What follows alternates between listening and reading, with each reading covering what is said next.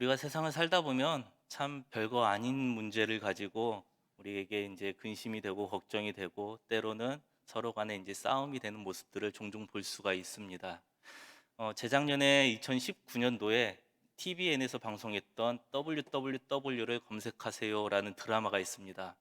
그 드라마를 이렇게 보면서 인상에 이렇게 좀 남았던 장면이 있습니다. 어떤 장면이냐면 이 드라마는 이제 인터넷 포털 사이트를 이제 관리하는 회사를 기준으로, 예를 들어서 네이버나 다음 같은 이제 사이트를 관리하는 회사를 기반으로 만들어진 이제 드라마인데요.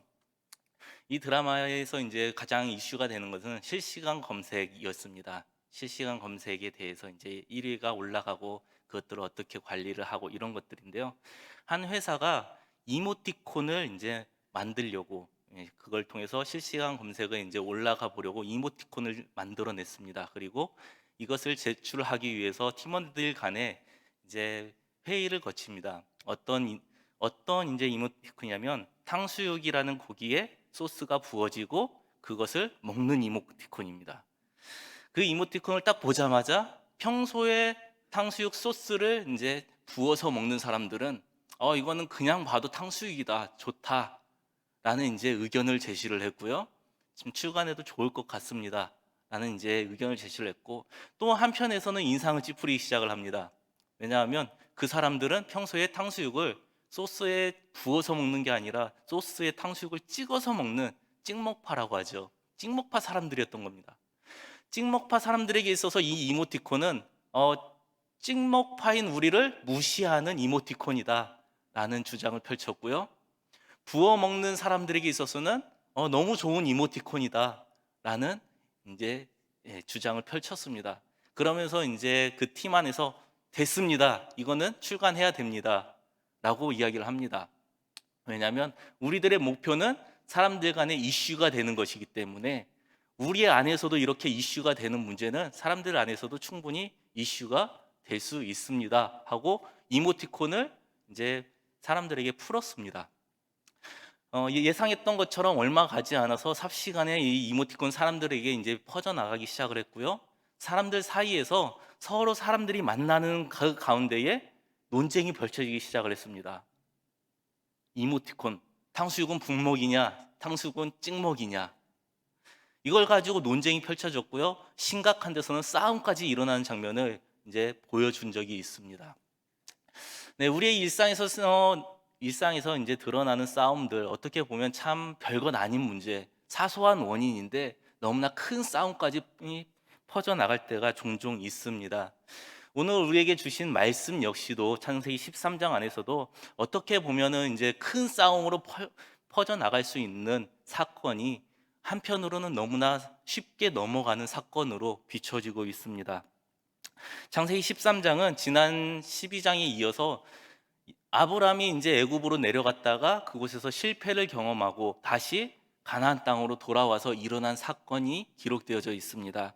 근데 아브라함이 다시 가나안으로 돌아왔을 때에 이제 어떠한 상황인지가 2절에 보여지는데요. 2절에 뭐라고 표현을 하냐면 아브라함에게 가축과 은과 금이 풍부하였더라.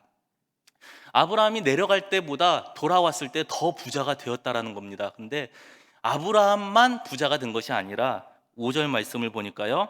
아브라함의 일행 롯도 양과 소와 장막이 있으므로, 네, 함께 했던 아브라함의 조카 롯도 양과 소와 장막들이 있고 그 역시 이제 재산이 불어났음을 성경이 보여줍니다. 그러면서 이제 문제가 발생을 하죠. 어떤 문제냐면 아브라함이 처음에 가나안을 왜 떠났는지, 왜 애굽으로 내려갔습니까? 가나안 땅에 기근이 들었기 때문입니다. 가나안 땅에서 너무나 이렇게 메말라가는 이 가나안 땅에서 이 목축업을 하는 게 너무나 쉽지 않기 때문에 점점 풀이 많고 이 가축들을 먹일 수 있는 곳을 찾아가다 보니까 애굽까지 내려가게 됐는데요. 다시 돌아올 때는 가축들이 더 많아진 겁니다. 다시 말해서 가나안 땅은 여전히 기근으로 힘든 땅인데 돌아올 때는 가축들이 더 많이 있습니다.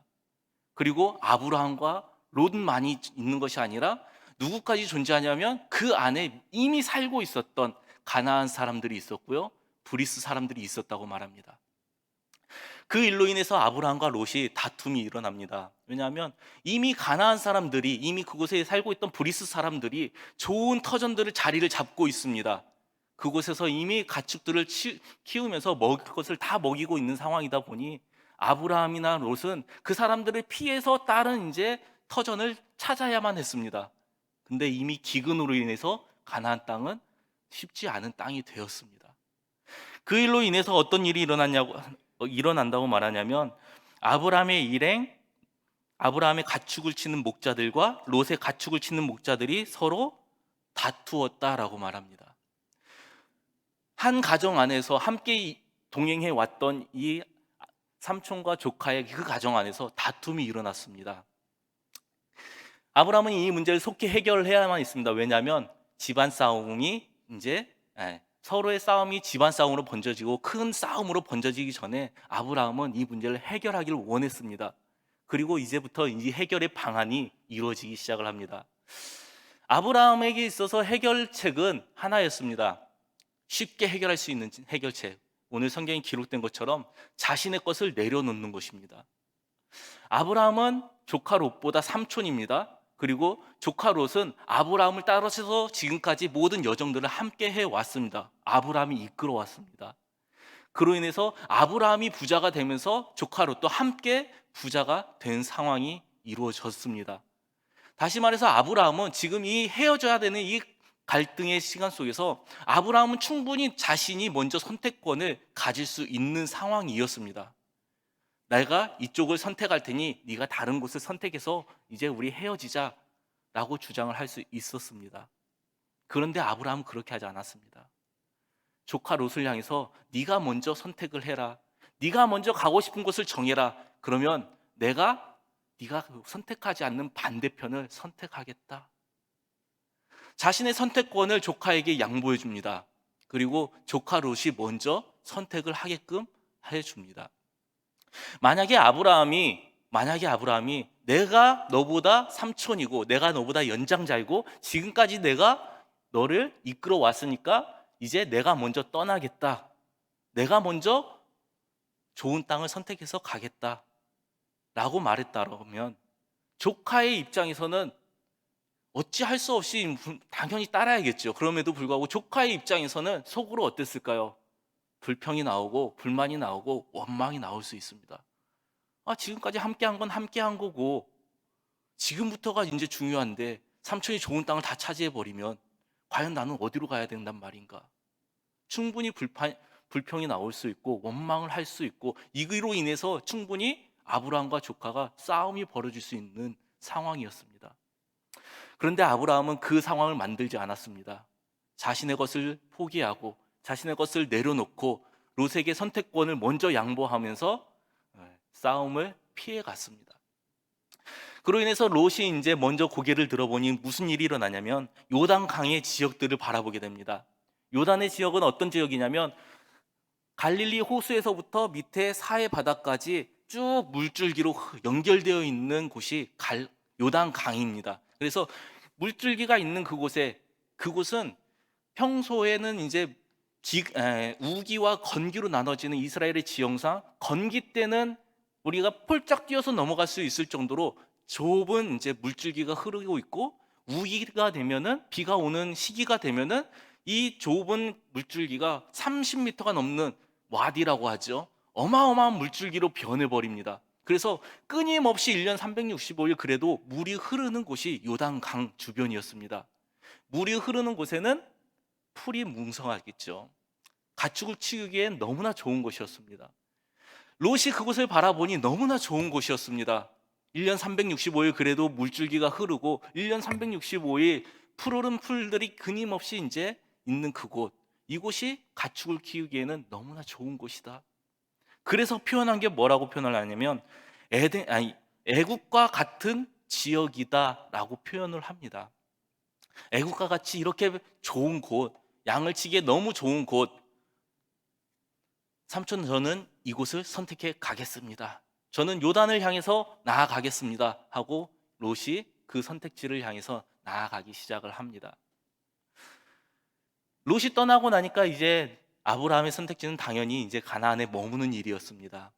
롯을 떠나 보내야 됐고, 이제 가나의 삼촌은 아브라함은 가나안 땅에서 그가 이제 양들을 치우고 소를 키우고 가축을 키울 수 있는 곳을 찾아야만 했습니다.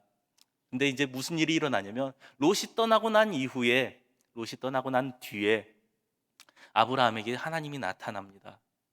그리고 이야기합니다. 너의 주변을 둘러보아라. 지금 네가 보는 이 땅을 내가 너에게 주겠다. 다시 한번 약속을 하죠. 그리고 아브라함이 그 약속을 붙듭니다.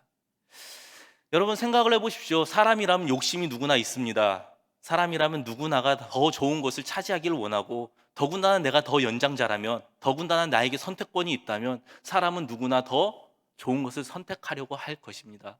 그런데 아브라함은 그 선택을 피했습니다. 그래서 싸움이 일어나는 일을 마주하지 않았습니다. 도대체 아브라함이 왜 이런 선택을 할 수 있었을까요? 어떻게 이런 일들을 다시 한번 일으키면서 싸움을 피하면서 이렇게 아름다운 헤어짐을 맞이할 수 있었을까요? 말씀을 묵상하면서 생각을 해보니까요, 아브라함은 자신의 삶을 통해서 이미 경험을 했기 때문이었습니다. 창세기 12장에서 아브라함이 가나안을 떠나고 하나님이 약속한 그 땅을 떠나고 애굽까지 내려가게 된 이유가 무엇이었습니까? 땅의 기근 때문이었습니다. 아브라함은 땅의 기근을 바라보았고, 다시 말해서 삶을 환경을 바라보았고, 그 환경이 너무나 팍팍하기 때문에 좀 더 좋은 곳으로, 좀 더 나은 곳으로 찾아서 내려가다 보니 애굽이란 곳까지 이르게 되었던 것입니다. 다시 말해서 아브라함은 자신의 삶 속에서 하나님이 약속의 땅에 도착했지만 그 약속의 땅을 포기하고도 무엇을 선택했냐면 자신의 환경을 바라보며 환경을 향해 나아갔습니다. 그리고 그 환경을 통해서 얻어진 결과는요, 자신의 뜻과는 정반대로 실패였죠. 애굽에서 실패하고 다시 돌아온 곳이 어디냐면 가나안이라는 하나님이 약속한 땅이었습니다. 자신의 환경을 보고 나아갔지만, 내 의지로 더 좋은 곳을 향해서 나아갔지만, 이미 실패를 경험한 아브라함은 내가 할 수 있는 것은 아무것도 없구나, 하나님의 약속, 하나님의 이끄심, 그것만이 내가 살 길이구나, 이미 아브라함은 경험했던 것입니다. 뿐만 아니라 그렇게 깨달음을 얻은 아브라함이 가나안으로 돌아왔을 때 가장 먼저 했던 일이 무엇입니까? 4절 말씀을 보겠습니다. 3절과 4절 말씀을 보겠습니다. 그가 네게부에서부터 길을 떠나 베델의 이름에 베델과 아이 사이 곧 전에 장막을 쳤던 곳에 이르니 그가 처음으로 제단을 쌓은 곳이라. 그가 거기에서 여호와의 이름을 불렀더라. 아브라함이 다시 돌아왔습니다. 다시 돌아왔는데 그 돌아온 곳에서 가장 처음으로 아브라함이 했던 일이 무엇이냐면 하나님 앞에 예배를 드리는 일이었습니다. 아브라함은 지난 자신의 환경들을 바라보았고 자신의 실패를 뒤돌아보았고 그 실패를 토대로 다시 한번 하나님의 품으로, 하나님의 약속의 땅으로 돌아왔을 때 그가 할 수 있었던 건 하나님 앞에 예배하면서 다시 한번 하나님과의 관계를 회복하는 일이었습니다. 아브라함은 자신의 삶 속에서 이렇게 내가 할 수 있는 것이 없음을 이미 깨달았기에, 내가 좋은 것을 선택해도 어쩔 수 없이 하나님이 약속한 이 땅으로 돌아올 수밖에 없구나라는 걸 깨달았기에 아브라함은 더 좋은 선택을 할 수 있었지만, 본인이 먼저 요단강을 향해서 그 지역을 향해서 선택하고 나아갈 수 있었지만 그렇게 하지 않고 롯에게 먼저 선택권을 양보해 주었습니다. 그래서 아브라함과 롯은 다툼이 일어나지 않고 평안하게 헤어짐을 맞이할 수 있었습니다. 그런 아브라함을 향해서 오늘 말씀의 마지막 절이 어떻게 마무리를 하고 있는지 보시길 원합니다. 18절 말씀을 보겠습니다. 이에 아브라함이 장막으로 옮겨 헤브론에 있는 마므레 상술의 수풀에 이르러 거주하며 거기서 여호와를 위하여 제단을 쌓았더라. 오늘 말씀의 마지막도 아브라함은 하나님을 예배하면서 마무리를 하고 있습니다. 아브라함은 그렇게 자신의 삶 속에서 자신의 실패를 통해서 하나님을 경험했고 그 하나님을 향해서 나아가고 하나님과의 관계를 회복하면서 쉽게 조카 롯과 헤어짐을 맞이하면서 다시 한번 하나님을 만났습니다. 너의 주변을 둘러봐라. 네가 종과 횡으로 다 두루 돌아다녀 봐라. 내가 그 땅을 너에게 주겠다. 하나님의 약속을 다시 한번 받았습니다. 그리고 두루 돌아다니다가 헤브론이라는 지역에 정착하게 되었고 마므레 숲풀 속에서 그곳에 장막을 치며 거주를 하면서 그가 할 수 있었던 가장 처음은 하나님 앞에 예배하는 것이었습니다. 여러분, 주님이 우리에게 바라고 주님이 우리에게 원하는 것은 아브라함과 같은 모습이, 그러한 삶의 예배자의 모습이, 그러한 삶에서 하나님의 말씀대로 순종하는 삶의 모습이 우리 안에 있기를 주님은 원하십니다. 우리의 삶 속에서 환경을 바라보고 우리의 어려움을 보면서 불평을 하고 불만을 하고 좀 더 나은 것을 향해 추구하며 살아가기보다 그 속에서 함께 하시는 주님을 보기를 원하십니다. 그래서 그 주님에게 의존하기를 원하고 그 주님을 바라보기를 원하고 그 하나님께 매달리고 하나님의 뜻을 깨닫고 하나님과 함께 살아가기를, 그래서 우리의 삶 속에서 늘 항상 예배가 회복되어지고 하나님을 예배하고 하나님을 경배하며 하나님 앞에 영광을 돌리는 삶을 우리 삶 속에서 살아내기를 주님이 원하십니다. 우리가 그러한 삶을 살아내는 아브라함의 후손들이 저와 여러분들 되기를 소망합니다. 그래서 늘 항상 우리 삶 속에서 주님을 예배하는 예배자들이 되고 우리 삶 속에서 하나님께 경배하며 하나님께 영광을 돌리는 저와 여러분들 되기를 주님의 이름으로 축원합니다. 기도하겠습니다. 하나님 아버지, 감사합니다. 부족하고 연약한 우리들을 주님의 자녀로 삼으시고 하나님을 알게 하시고 하나님을 믿게 하시고 하나님의 말씀 속에서 살아가게 하시니 너무나 감사드립니다. 하나님, 우리가 주님을 예배하는 이 자리에서만 주님을 예배하는 것이 아니라 하나님, 우리의 삶 속에서 주님을 예배하는 예배자들이 될 수 있도록 인도하여 주시옵소서. 그래서 늘 항상 주님과 동행하시게 하시고 우리의 삶 속에서 주님께 영광을 돌리며 주님을 높이는 데 쓰임 받는 주의 백성들이 되도록 우리를 사용하여 주시옵소서. 하나님, 특별히 이 시간 하나님 교회를 위해, 교인들을 위해 하나님의 백성들의 기도의 제목들을 들고 기도를 향해 나아가신 담임 목사님 기억하여 주시고 하나님, 더욱더 영적으로 충만하고 성령으로 충만하여 다시 주님의 전에 와서 하나님의 복음을 전할 때 하나님, 이 안에 주님의 은혜가 차고 넘치게 하시고 주님의 말씀을 붙들고 늘 항상 주님과 동행하는 우리 동부교회가 될 수 있도록, 우리 성도님들이 될 수 있도록 주님 인도하여 주시옵소서. 감사드리며 예수님의 이름으로 기도합니다. 아멘.